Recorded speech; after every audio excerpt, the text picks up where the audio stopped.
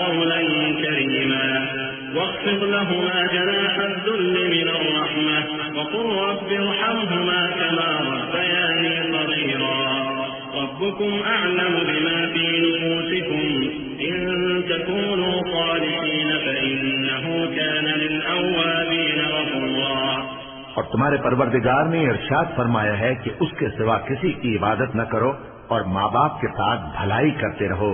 اگر ان میں سے ایک یا دونوں تمہارے سامنے بڑھاپے کو پہنچ جائیں تو ان کو اف تک نہ کہنا اور نہ انہیں جھڑکنا، اور ان سے بات ادب کے ساتھ کرنا، اور عز و نیاز سے ان کے آگے جھکے رہو اور ان کے حق میں دعا کرو کہ اے پروردگار، جیسا انہوں نے مجھے بچپن میں شفقت سے پرورش کیا ہے تو بھی ان کے حال پر رحمت فرما۔ جو کچھ تمہارے دلوں میں ہے تمہارا پروردگار اس سے بخوبی واقف ہے۔ اگر تم نیک ہوگے تو وہ رجوع لانے والوں کو بخش دینے والا ہے۔